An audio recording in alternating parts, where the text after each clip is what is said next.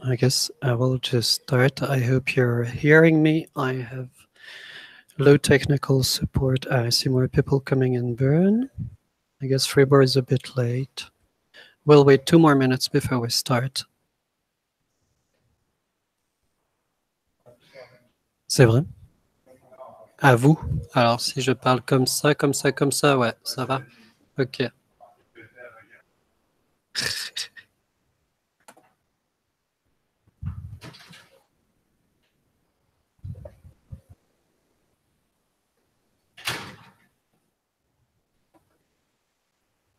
Ok.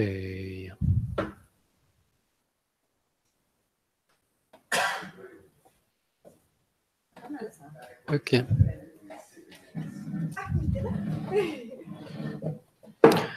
One more minute. Sorry for making you wait. And we will start.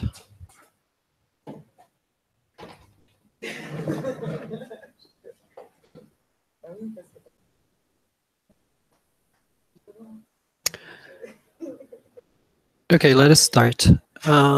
Welcome everyone present. I have this honor to, oh yeah, I have to speak loud, sorry. Don't hesitate to give feedback, maybe for the Liipers, give feedback on the Slack channel, because I don't know if I can hear you anyhow. Yeah, I'm a bit lost in this technicality. Welcome. We have this 25 minutes today to, I have just 25 minutes to share with you something that I kind of like these days, that I got interested into in the past couple of months. It's the source principles. Let's just get to it. The source principles aren't a framework like holacracy is. It's not something you can run, actually. It's not an operating system, an organizational operating system in a sense. The source principle aren't a science. They're rather some of observations, a model based on empirical observation. And they're a model to understand entrepreneurship, initiatives, projects. It's a model that talks about driven decisions, and it's a model that's almost mystical somehow. So it kind of sometimes sounds esoteric for those who are uncomfortable with it. Just bear in mind that they're a model that seems to be quite true in many occasions. That's not an absolute truth. The source person for the source principles is Peter Koenig. It's half an organizational consultant, a sociologist. He lives in Zurich, actually. And that person has a special interest in money or relationship to money, but throughout also is coaching of organizations and people throughout the organizations. Monsieur Koenig arrived to the state where he started paying much attention to how ideas become true, how things or ideas are concretized. And with the sum of observations he made, he built that model, those principles. I don't pretend to know it all, to say the truth. I've been in contact with it through a seminar at Ordinata, which is a consultancy firm near Fribourg, organizational consultancy firm, which was a very good seminar, by the way. And they offered us regularly throughout the year, French and German. And there's also this work with Source platform, which is like the platform for the community of practice around that topic, around this idea of the source principles. Yes, there's not much material about it, but I'm still trying here to bring it a bit forward and bring it to you today. So we will now go through the main ingredients of an initiative, which are the ideas, the source, the subsource. And I also want to discuss a very difficult topic, which is the transmission of the source, or get a bit into that topic. Let's get started. Time is okay. At the beginning of every new project, every initiative, every enterprise lies an intuition, an idea, something. And ideas, according to the principle, kind of float in place unreachable, not really manageable, not really reachable, controllable, in some kind of a magmatic field. And for some almost unknown reason, one of those ideas start flowing into the mind of someone, somewhere, in the form of this intuition, the vision, the impetus, the desire, the motivation. You all know it, you've all had ideas, you can ignore them. But if you pay attention to it, then the idea can, in some cases, start possessing you. And you, in those cases, become the bearer, the voice, the bearer of the idea and the voice of it.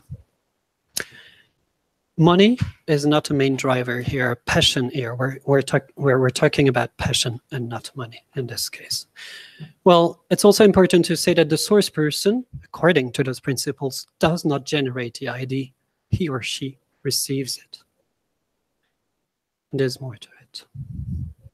That person only becomes the source person of an idea when he or she takes the risk and responsibility for the materialization of this idea, for making it true. This is how every project starts. And with the start of a project, with an intuition, with a risk-taking, and with this posture of responsibility, comes also a very special relationship between that person, physical person, and that idea, very abstract thing. So, do the principles see. The source person becomes, at the same time, becomes a channel of concretization. It's going to be the vehicle to make the idea happen. It's a special relationship. It's something you, according to the principles, you don't always choose. It kind of falls on your head, and then it becomes your mission in a sense. And you become, if you're the source person of an initiative, you become the special information channel between the world of ideas and the concrete material world, the world of humans also. Being source is also being a channel of communication, because one of the first steps you do when the intuitions flow or when an idea comes, you try to communicate it to the peers rather than taking instant, more physical actions, let's put it like this. And the source person will have to translate those intuitions into words and call for actions. And actually, it's not about just the first step and the first risk and the first responsibility. It's about the source relationship, the source person as source, is something that goes on and on. That person that holds the source will continue to receive intuitions, will continue to communicate vision, and will continue to take risk and feel responsible. Sometimes that role is also uneasy if you look at it, because the intuitions do not obey the source person, and sometimes the project, the initiative, the enterprise will ask for the next step, and that next step hasn't come yet. The idea, the intuition of it hasn't come yet. It's rather the intuition. No, it's rather the source person that obeys to the intuitions in a sense. And that puts the source person in doubt, in a state of almost permanent doubt, until the next intuition for the next step. It's also important to say that the source person and those principles bears responsibility toward this idea. I said it many times, but let me just explain what it means. It's not about management. It's not about operations. It's about motherhood. It's kind of this ultimate responsibility. Hard to describe, but it's something like the relationship between a mother and a child. Also important to say that the source person as one person, there cannot be two source persons for one project, initiative, etc. So say the source principles. Now that we've pretty much wrapped up on what that source person is, how the ideas flow to the world through one person that will communicate, bear it, communicate it, move it, be the vehicle for it, let us discover a bit about another very important concept. I think the source person alone cannot achieve a lot, actually. So that person, by communicating the vision, for which he or she is the source, will start federating around that vision, around that initiative, around that project. And that source person will get more and more people and money to work towards the materialization of the ID. Let me just make a little technical move. Voila. Notice that dialogue also, oh, what is that? That's a bit too much up. Notice that dialogue also nurtures intuition. So it's not totally incompatible, in a sense. Everyone that contributes to the realization of the ID is already a source of his contribution. So when you join a project, you're already the source of it. That's very important. But some contributors to a project will become sources in their own sources within the field of the original source, in the sense that it's as if they will be the source of initiatives that are nested and aligned within the prior and the bigger initiative. Part of the source, we say that part of the source is delegated to them. And yes, once they're sub-sourced, they're fully sourced. They receive intuitions, take risk and responsibility for that very defined field within the bigger field, for that very defined initiative within the bigger initiative. That was for the source and a sub-source, how initiatives and how people collaborate on how initiative starts and how people take stake at others' initiatives, in a sense. Now, there's something important. It's the notion of transmission, because, well, no one is immortal, and the source relationship cannot last forever.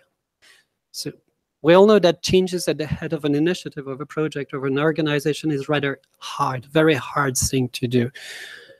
And when a source person cannot operate as such anymore, or does not want to be the source, he or she can kill the initiative, kill the project. He or she can choose a proxy person or transmit the source. That's what the principles say. And transmitting the source is of a particular interest. To transmit the source, what matters according to the principles is to transmit the values of the project. The vision is important. Operational stuff might come, but no, it's not always necessary. What matters is that the values are transferred, first of all. And only the source, the current source, can choose who, when, how, and where, and what that means, that transmission. It's really in the hand of the current source to choose a unique successor. There cannot be two sources. That successor can be business-wise totally incompetent, and it's not relevant. There's family businesses around the world where the successor that was chosen is really not the one that was the most business-wise competent and educated. It's not a matter of competency. What matters is that the successor accepts and trusts him or herself into becoming the new bearer, the new voice of the vision, and taking the necessary risks. And there, it's a great matter of trust, apparently. If the old source doesn't trust the new source, if the new source doesn't trust him, herself into becoming the source, that will never happen. The moment of transmission has no predefined format. It can be very different, diverse. If the values are shared, it can be almost, if the values are really shared, it can be very easy. It can be just a word, a handshake, whatever, something very subtle. For the subsource, it's just the same. Yet, transmitting the source, giving the baby away, is an error-prone process. In case of a fake or a partial transmission, the new source will feel disconnected, not in charge. That new source might not receive intuitions, bear no vision. That new source might seem to find himself or herself, well, to find no place in the project or not accepted as such. There can be failed transmission. There can be also fake transmission in the case where the old source fakes giving the source, but actually is still in place in a sense. In case of a desperation, if somebody just disappears, principles say that the source lies on the ground. well, it's very metaphoric. It lies on the ground. It's there, springing. It's there, active for a few moments until somebody picks it up. If nobody picks it up, then the source dies with the project soul, in a sense. Yeah, so what? I guess that's the right time to ask, so what? What time is it? I don't see it. Oh yeah, 47. I gotta go a bit faster. Well, I want to share about a few implications. First, I think that being a good source is to make, it's just, you start being a good source by making some kind of an inventory. You gotta know what initiative you're the source of. So if you just do this exercise today and think, okay, what have I been the source of? What idea has been concretized through my actions? I did this exercise and it's very humbling for myself. I was not the source of many things throughout those 40 years. Okay. Being the source person is also about accepting and trusting oneself into being so. Because actually, the principle explained that the problems of a project often have their root in the problems of the source. So in a sense, if the source is sick, the project is sick. The source person should, for example, not fool the team in believing that the group is the whole source and that we're in a full democratic system. It is not true. An initiative is not that case. And being a source is recognizing and accepting that special relationship, accepting to be the vehicle. It's powerful, but it's also a very humble position.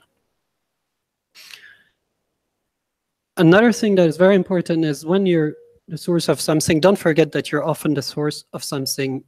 You're a subsource of something greater. So there's somebody who actually is the source of the greater initiative often.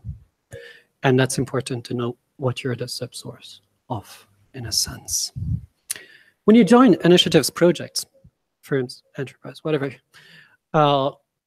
it's very important to identify the source person.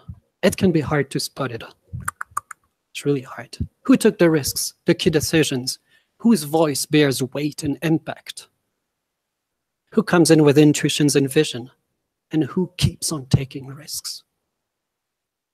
It's also very important to identify for every contributor, is he a subsource of something? He or she a subsource of something? Might be also crucial to know, to basically have this notion of thinking initiatives, not only organizational chart, thinking initiatives and understanding who takes stake, who is the source of what initiative, in a sense. For me, it's really useful. That tool is really useful when I encounter a new client team. I tend to look for the one whose baby it really is, but often it's more complex. Everyone has a different baby within the project that they bring towards us, the agency. And identifying who has what baby within the global project and who's the source of the big project is very helpful, I think, in that situation. Well, Monday, we just met a source, a helper. That was quite clear, although I don't know really if the contributor is a source of something within the project. I think the other contributor we met through a video conf was a source of something, just as a apartheid. Well, now, how does that resonate with organizations? How do this theory of initiatives resonate with organizations? Well, remember, there cannot be two source persons for a same initiative. That's what the principles say. So you're going to tell me the principles are wrong because Liip has many founders. Benoît, come on, that's as easy. Defeated. Principles defeated, you lost. Good. But wait, organizations are not initiatives. Organizations, they're shaped by many initiatives and they host many initiatives constantly. I cannot imagine how many initiatives are in this company.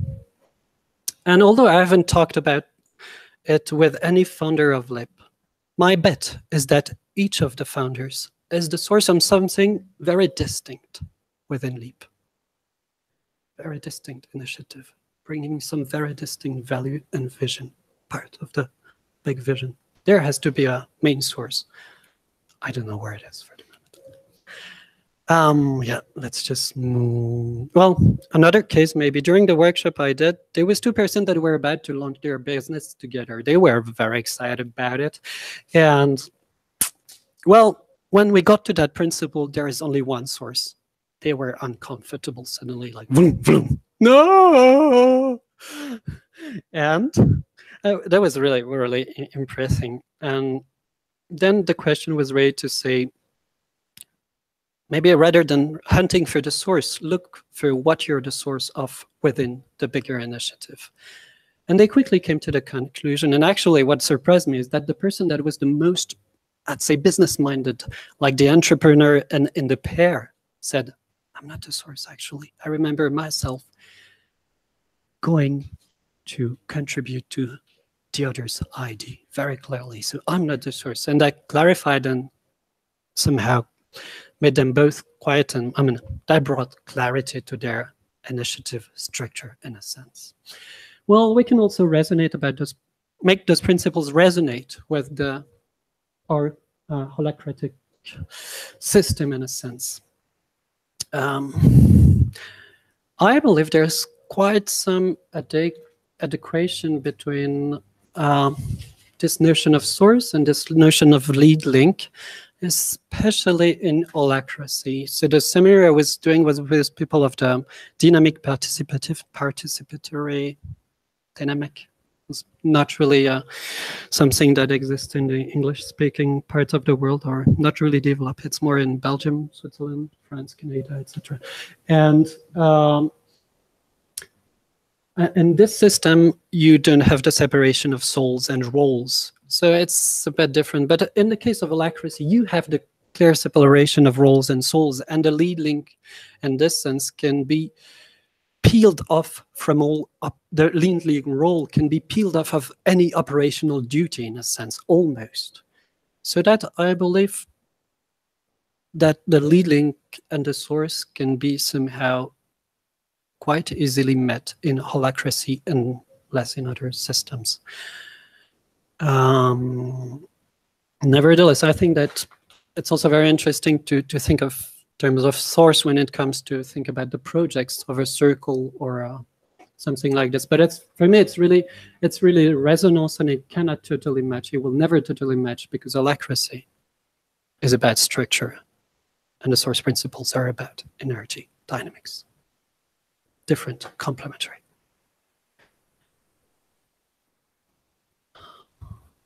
Well, a personal note maybe to wrap up. Those principles helped me a lot in regard to the initiative that the Liip Performance Services represent and my role of source in it. It helped me to understand why I was the one constantly rethinking the big picture, inviting to the new risk. It helped me to understand why everybody would look at me when it was time to take the big decision. And it forced me to not hide anymore and do this little game, juggling game, because they somehow convinced me that I was hurting the initiative by doing so. They helped me also to somehow shape a bit more or advance in this idea of the servant leader I want to be for that initiative and circle, and what it meant to be a servant leader of an initiative, of a cause sometimes. Yeah, well, I guess there's a bit more to it. We could have dug into some specific details, but I guess that was already a lot for a Liip Talk. Thanks for listening, and be the source.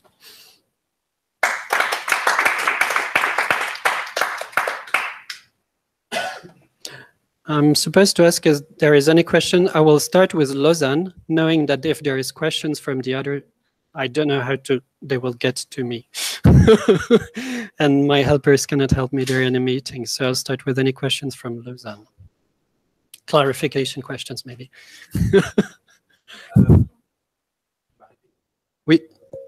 I will repeat. Do you think this methodology could help to self-assess on a regular basis what my impact or where I'm my source of? because how we do self-assessment nowadays, I don't know. Yeah. It wasn't that helpful to me, but I think that could be for. I've seen some principles there that could really be helpful for myself. So you see that as a potential methodology? Yeah, I'll repeat the question. The question was, do you see as a tool, as an assessment tool we could use regularly for every employee to situate himself, herself within the initiatives, within the moving company? Pretty much. Self-assessment. Thank you. Well, I think it's valuable, just as the holacracy organigram, the roles, distribution, etc., makes you understand, well, what are the accountabilities and the purpose here to fulfill. The source is about the projects, in a sense, it's about the initiatives. So we would also need some kind of a initiatives map, in a sense. It can be personal, it can be for a group, it can be for the whole company. It's going to be brain, but it's, for me, it's a tool. This assessment: what am I the source of now, and where does this source and initiative lies within bigger source and initiatives? What am I putting myself at the service of exactly? And that's also about this. I mean, that also helps to assess purpose, in a sense, also in the end. It's also where the source principles and holacracy connect is on purpose. It's very easy. Okay, there was another question from Thomas, I think, but I could not read it. Okay. Can someone look at the Liip Talk? Yeah, Laurent has another question. I'm just interested in the workshop we did. Yeah. Does it go further than that, or is that the summary of what you did? Well, I presented in 25 minutes what you discussed in 3 hours. First of all, the script is a lot more than those slides, and you get to practice with other people from other backgrounds, and you really have to do this exercise of what am I the source of. We went that far at doing the exercise for private life, which is quite perturbating. Like, okay, I won't give you my details, but it's quite interesting. Like questions like, are you the source of your couple or not? There can be only one. So if you take that lens on not organization but on private life, it's also very interesting. So it's kind of a mixed workshop in the sense that you work on all levels, trying to work on that notion. Okay. There is no question on that. Okay, there's no questions nowhere. Thanks a lot for attending. Oh, yeah, thank you. If you have some examples of powerful questions to quickly identify the source of a project flows. Do you have some examples? Yeah, so the question is, would you have examples of questions to identify the source of a project?